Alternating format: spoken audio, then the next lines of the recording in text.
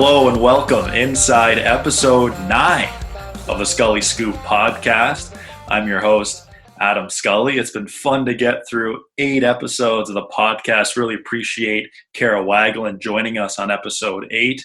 On episode 9 today, we're going to turn our attention back to hockey. Earlier on, I had World Junior gold medalist Dawson Mercer on the show, and today, joining us is Akil Thomas, who scored the golden goal for Team Canada en route to winning a gold medal at the World Junior.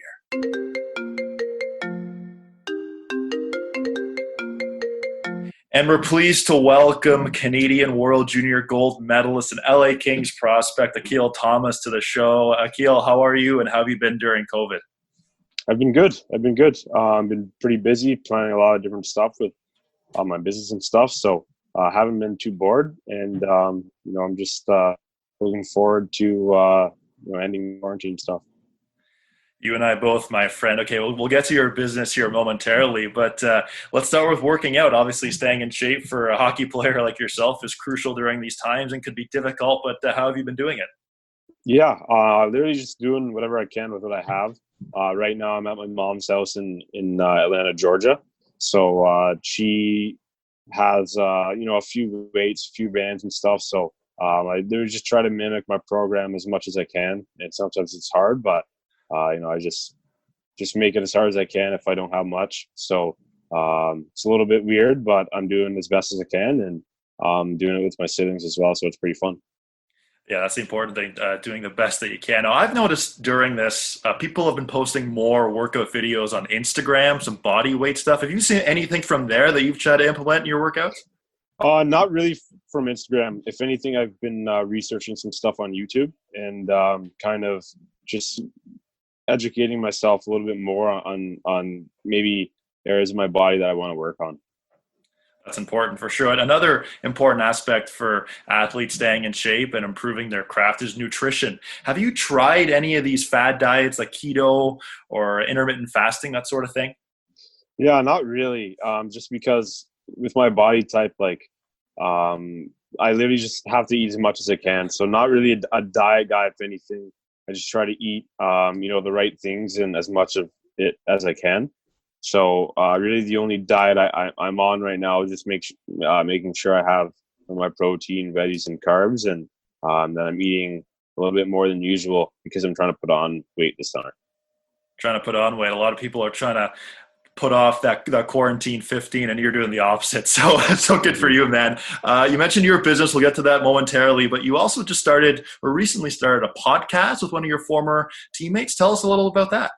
Yeah, it's something we talked about for years, and many people, would just hear us go on and argue and talk about so many different things, and a bunch of people would say, like, you guys should start a podcast. It'd be pretty funny. So we finally did, and we did with our friend named Kwame Mason, and he's a guy who started, a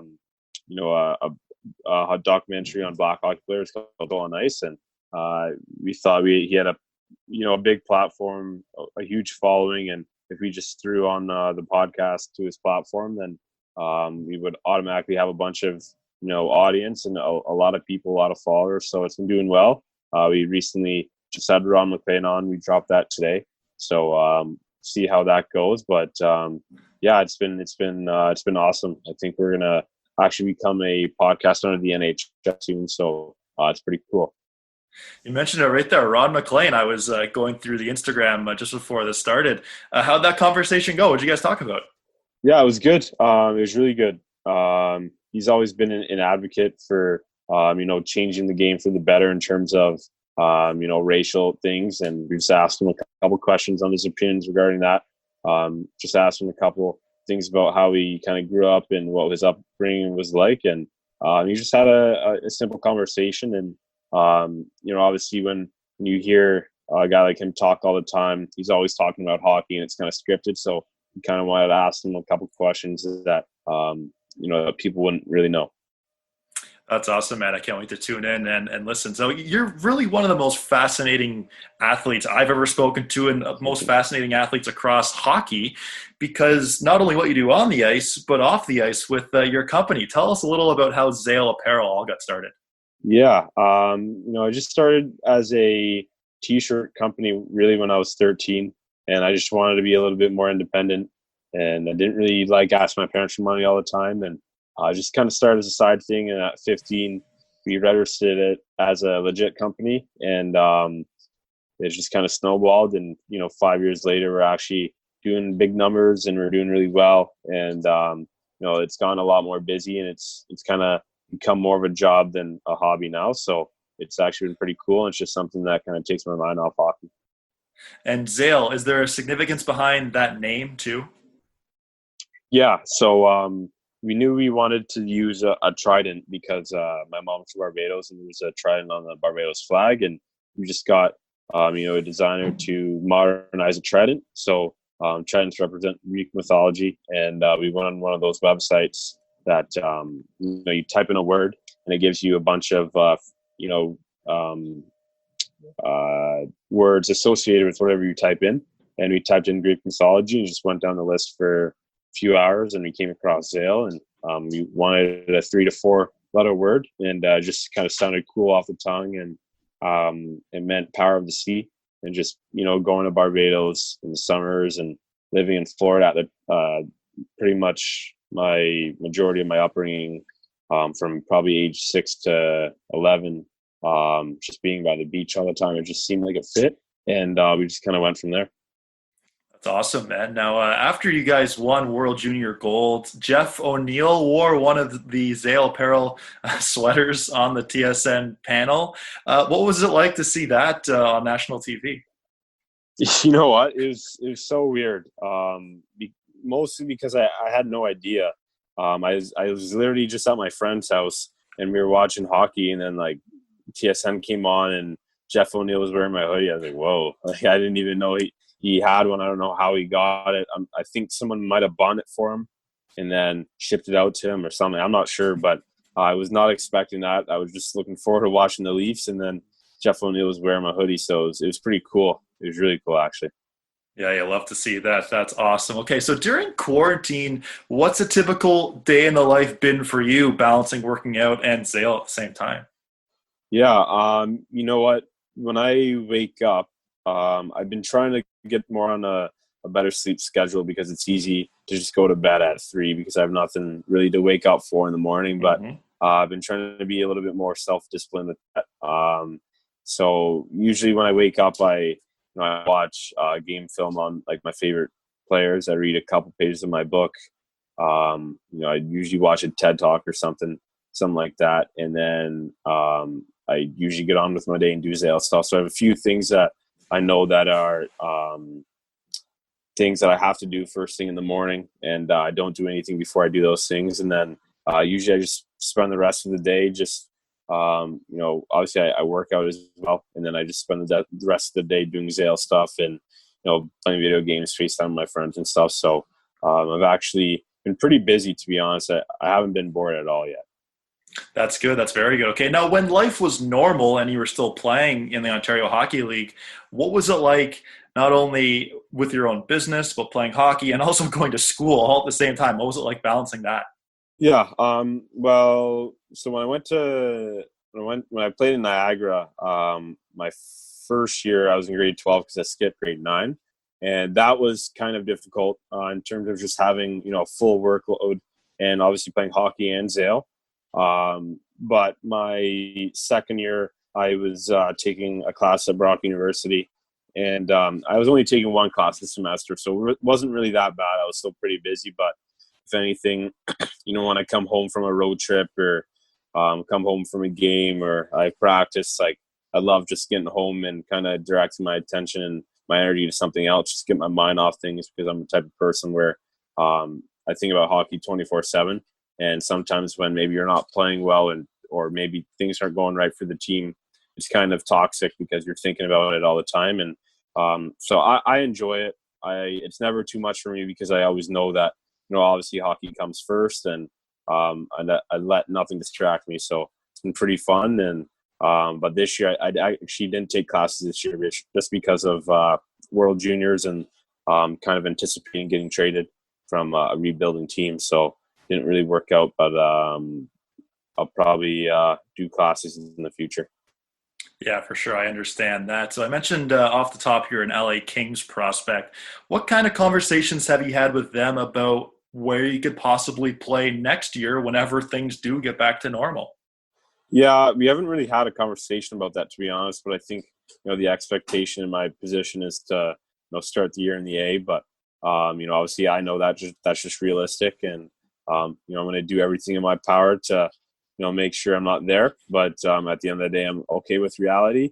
But I'm definitely not going to have my mindset in reality, if that makes sense. We're in conversation with LA Kings prospect Akil Thomas, who also started Zale Apparel. Let's talk about the World Junior. Of course, you scored the golden goal for Team Canada. Take us back to that moment. How special was that? Yeah, it was awesome. It was a very emotional game, very up and down game, and I was just really happy to hear my name being called to go up for the next shift. Didn't really play much that game, and I was just excited for an opportunity to go out there and make a difference and help make my team win. And obviously, the puck kind of just squirted out to me, and I just I thought the goalie was going to come out and poke me, and he probably should have, but it all happened really fast, and I just went in doubt, go backhand, and just worked out. And I've never had that feeling in my life ever with anything, and I don't think I ever will again. It was crazy. I kind of dreamed of being like that hero my whole life, just watching World Juniors every Christmas and stuff. So honestly, it was like a dream come true, and I still don't really have words for it. It's just like me watching World Juniors every year. I was like, oh my God, like what if I could play on the World Junior team one day and like score a big goal and we can win? So it's just crazy how everything worked out. That's literally like my lifelong dream. So it's pretty special. It's pretty cool to think of some World Junior legends and heroes, Jordan Eberle, Akil Thomas. It's in the same wavelength there. That's got to sound pretty cool to you. Yeah, I mean, like I literally grew up idolizing those guys and idolizing the tournament, and even just the players who play on the team. I was just happy to wear a Canadian jersey, and so the fact that I even made the team was a dream come true as well. And obviously, we ended up winning, so that's just unreal as well. Obviously, there are a lot of great moments after you guys won. One of them, notably, when TSN's Tessa Bonhomme, you were being interviewed by her, and Liam Foodie yelled "Scarborough" in the background. What was that like? Mm-hmm. Yeah, it was pretty funny. I kind of knew he was going to do it. I saw him coming over to me, and I don't know why, but I just knew he was going to do that. We're both from Scarborough, and we take pride in that. We're proud of it, and we like to put our area on the map. So if he were to score the goal, I was definitely doing the same thing, and it's just kind of funny how it all worked out. Yeah, 100%. That's for sure. What was it like coming home? Because you guys obviously won the tournament overseas. What was the reaction like in the airport and in the first couple of days when you were back on Canadian soil? Yeah, it was nuts, to be honest. We had like a 12-hour flight, I think, something like that, really long, and we didn't sleep after the game, and we drove like 4 hours to an airport, stayed in the airport for like 3 hours at a 12-hour flight. So I was really looking forward to just getting home, getting some rest, and I had no idea anyone was going to be at the airport. And I opened the door, and there was literally like 60 family members there, and I was like, oh, like it's kind of crazy, and I was just so tired, and obviously coming down from such a high, and I just wasn't expecting it. So it was a little bit overwhelming, but I was very happy to see my family. And my mom actually moved a couple months before the tournament, and she actually surprised me at the airport. So that was pretty cool. But like I said, it was awesome. It was awesome to see my family. That's awesome, man. I can assume that you got hundreds of text messages, direct messages, that sort of thing after you won. Were there any in particular that really stood out in your mind? There probably is, but I just had so many that I don't even remember.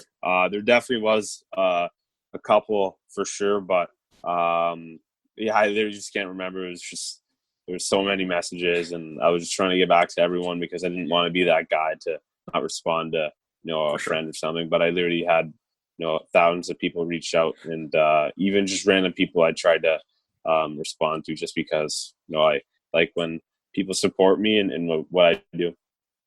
Good for you, man. Now, obviously, after you guys won, you dropped the puck at a Maple Leafs game. I believe you're at a Raptors game as well. What was it like getting the reaction from a packed house in Toronto when they saw you and gave you that reaction?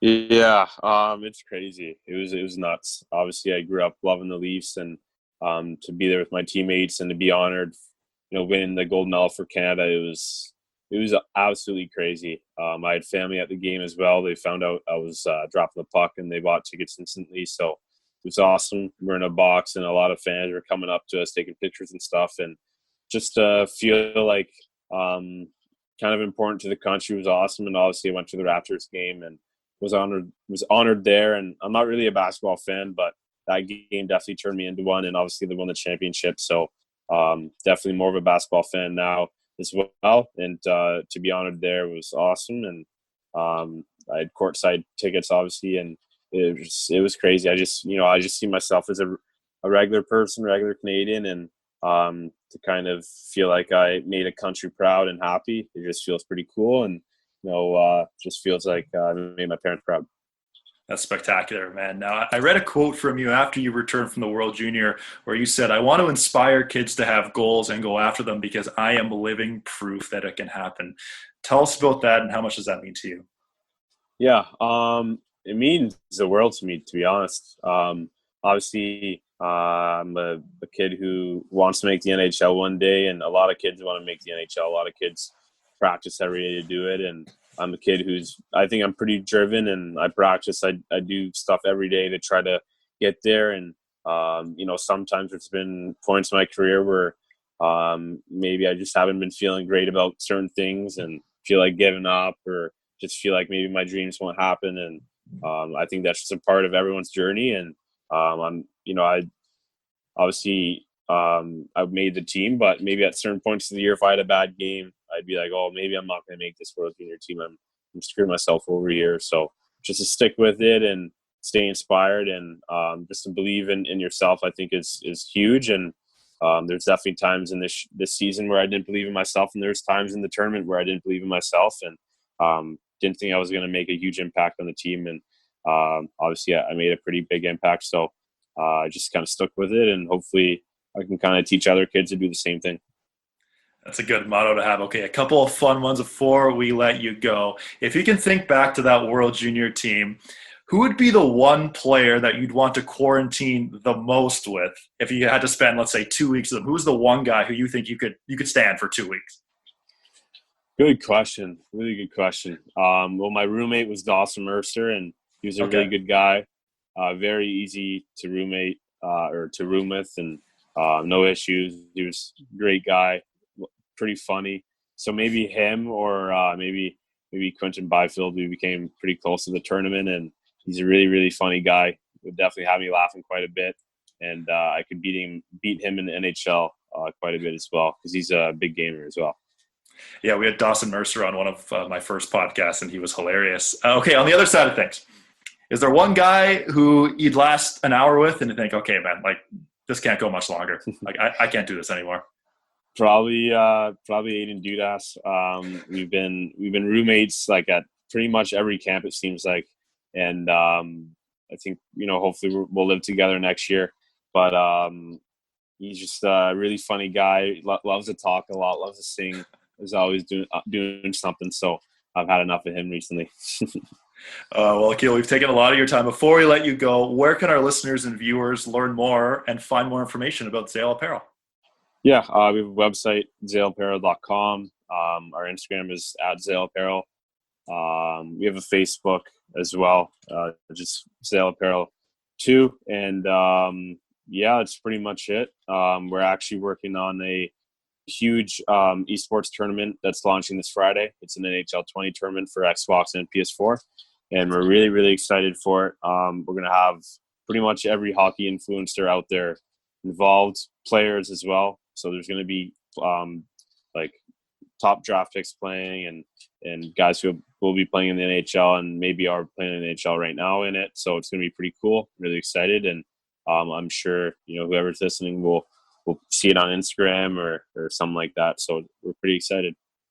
Well, Akil, I know you're a very busy man. Thanks so much for joining us today, and all the best here going forward. Thank you so much. Appreciate it. Now moved ahead. In comes Thomas to the chance. Throws it, but he scores! Akil Thomas has given Canada the lead.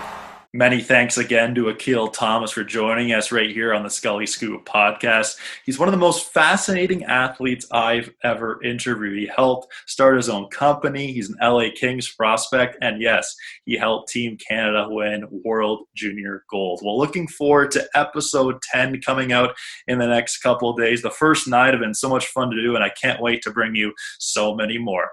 Follow me on Instagram at Scully Scoop, and I'll continue to tweet these from my own personal Twitter account at Adam_Scully. Thanks so much for joining us today, and we'll see you next time right here on the Scully Scoop podcast.